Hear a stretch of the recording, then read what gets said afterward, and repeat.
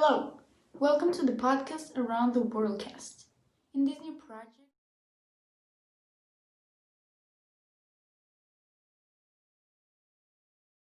around the Worldcast.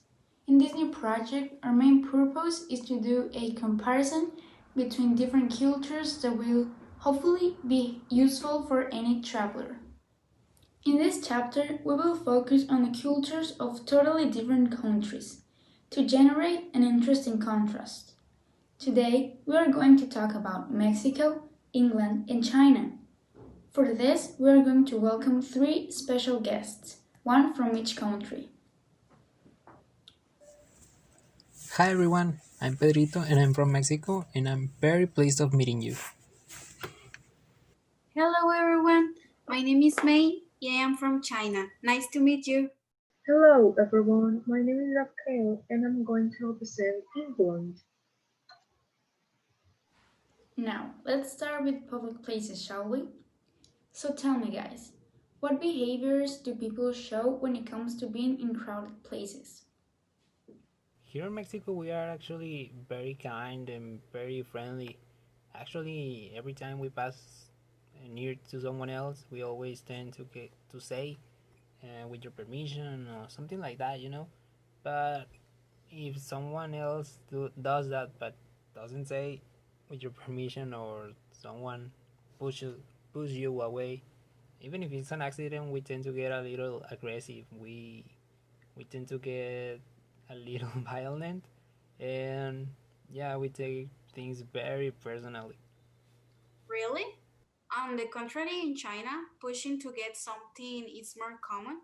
In places with a high concentration of people, it is normal for riots to be generated, but in reality, they don't reach greater.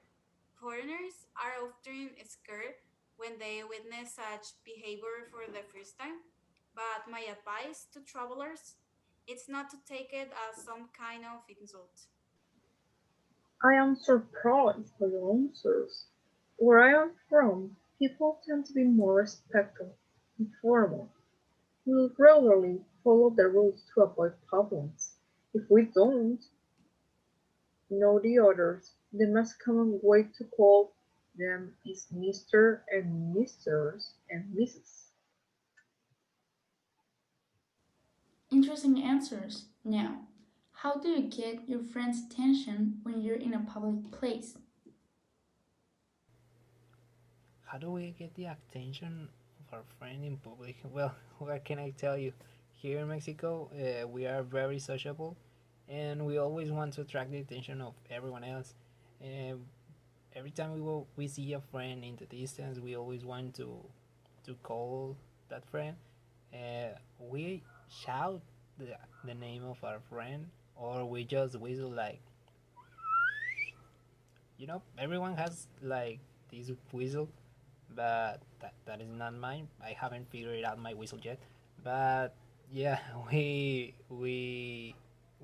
always recognize the whistle, the voice of our friend in the distance, and we get a little excited, or happy.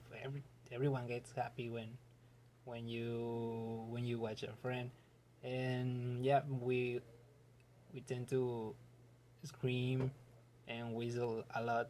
We're like birds. It's almost like a superpower, I guess. Well, in my case, by no means. In China, whistling is not used because it is considered a rude gesture. We usually talk to the person or just get close to them. We don't normally get much attention in public. Uh-huh. We must try to be discreet and avoid raising our tone of voice. Presentation should always be made by someone of earth or by a third person. Right. And what habits do you usually have or take care of when meeting native people? In England, guys, they tend to keep a wide distance from the person they address when speaking. They do not show any type of physical contact in public, like kisses, slaps, hugs, among others. We must avoid taking too many trusts with our in lockbox, unless it is a close friend. The order to make the introductions is the same as in many other countries in the world: the gentleman to the lady, the youngest person to the oldest, and the person with the lowest rank or hierarchy to the highest, and so on. They are greeted with a slipo, and physical contact such as hugs or kisses is not accepted. If they feel like you are inviting your personal space, they may express dislike and have a bad impression of you. Wow, guys, I can imagine me living in a country like yours. For example, here in Mexico, we always exaggerate our emotions through physically contact. We always want to kiss and hug everyone we love. Actually, every time we see a friend or any person you love, we always hug them like, "Oh my God, I miss you so much," and yeah, that's our way to express our emotions. Is basically through physically contact. And if someone doesn't do that, we tend to think that that person is actually a very rude person because you can imagine they don't have feelings or something like that because they don't show that those feelings through physically um, contact, but they may love you but in their own way. But yeah, most of us we used to think they're rude because they don't hug you or kiss you. How do people in your countries react when they receive a gift? In general, if you think that when we receive a gift, we open it in front of the person, no way, in your dreams. We won't do that. We don't open it in front of the person who gave it to us. It's because in our culture it's more reserved, and as also give more importance to the gift. In addition, we appreciate the typical gift of each country too much. For us, they have a significant value. Like China, we didn't open gifts in front of whoever gave them to us. We usually take private moments to make the gift even more special. Okay, in our case, gift is always well received. You know, every time we receive a gift or a present from someone else, we always want to know what it is. So we always, well, not always, but often, we tend to rush a little and we open the present in front of the person that gave it to us. And yeah, we're like childs on a Christmas morning because we get a little excited. And when we give a present to someone else, we don't take we don't think that it isn't polite that they open it in front of us because we actually prefer that so that we can see the reaction of the person and see in real life if they like it or not, because if you don't see the reaction of that person opening the present, we we don't know if they liked it or not. But if you see it by yourself, you'll be sure if they like it or not. But you better like the present because we maybe get a little aggressive if you don't. Not really. I'm joking. Really? I find it kind of curious how people may perceive something in a very different way than someone from another country. I believe it depends on the culture, of course. Now, Another important point to consider when traveling is the rules of etiquette at the table. Tell us a bit about it. At the table, they have some peculiarities, such as not placing both hands on the table, but only placing the right visible on the table, while the left hand rests on the lap. We must not serve until we are invited to do so. Yeah, totally. Like England, we start eating when the hosts invite us to do so. We often make noise when we eat, like the when you eat a soup, and eat all of this to show that we are enjoying the food. Ah, for us, it is forbidden to make noise while we eat. It seems very unpleasant and rude. If you only saw the Mexicans, we always talk with our mouths full. We don't think that is disgusting because sometimes you are eating with your friends and you are enjoying their company, and maybe they make you laugh and you even spit out your food, but they don't think that is disgusting because they know it's an accident. And actually, when you see someone doing that, you get a little more confident about that person, and we enjoy more their presence because they do that. But yeah, we don't think that it's disgusting. We do that all the time. Ah, mate, I don't know what's going on with you. We always make sure that each bite is the right size and that you don't have embarrassing moments. I don't think we agree on this topic. Oh, I got it. We could probably agree that when we finish eating, we don't leave food on the plate. Since in my case, if we leave it is considered an act of rudeness. What do you think? Finally, Yes, something we agree finally, on. even we can agree on that. Once you're done eating in a restaurant, what is that essential thing you cannot miss? Usually, when the service is good, the food is good, the attention is good, and we used to get to leave a tip when we go to a restaurant, yeah, that is like a thank you, maybe.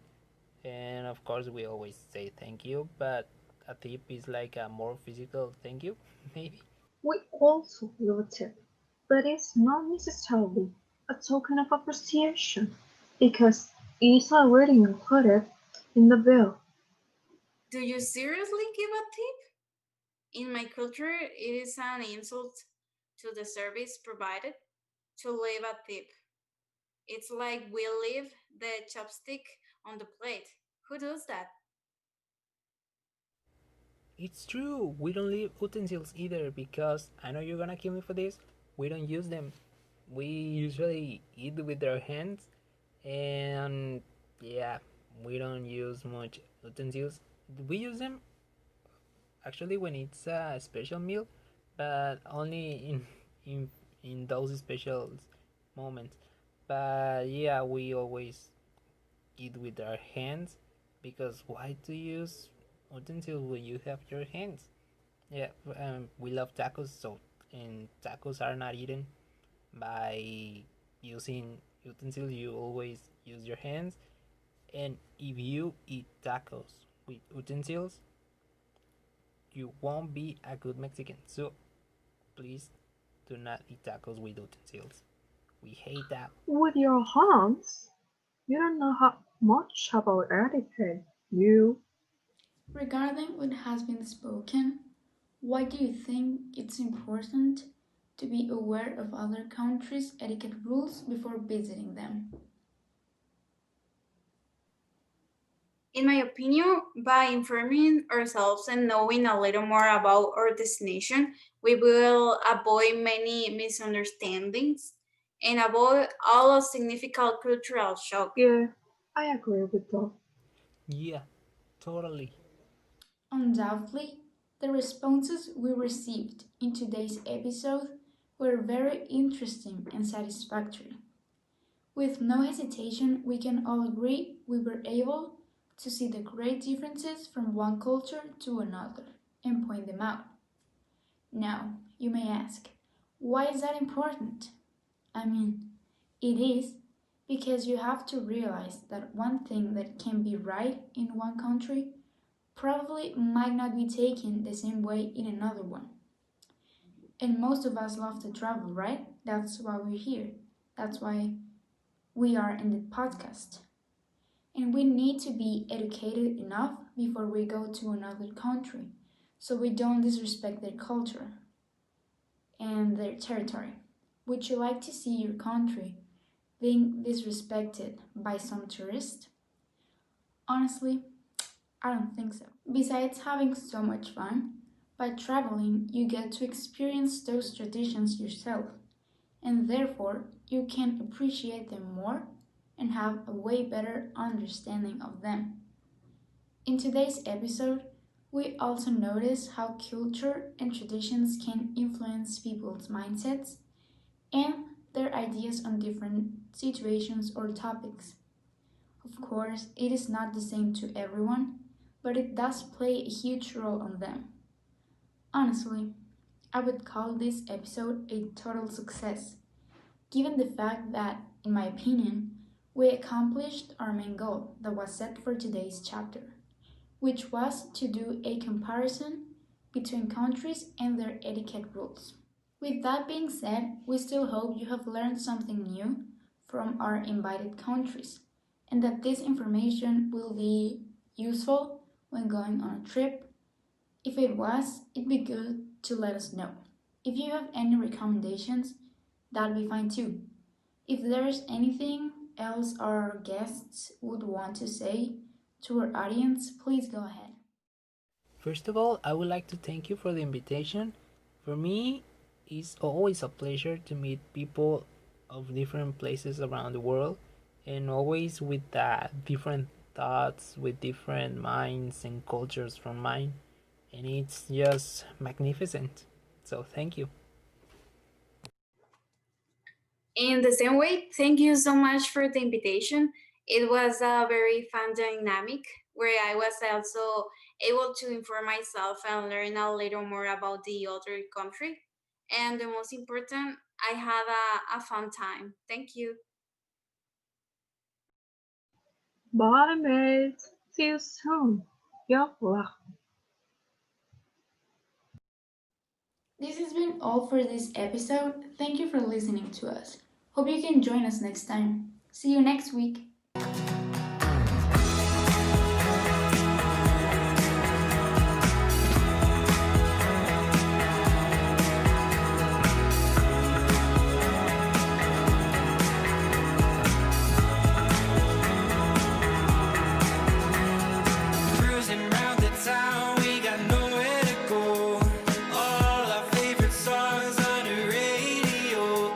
Sun is going down, we go look for adventure.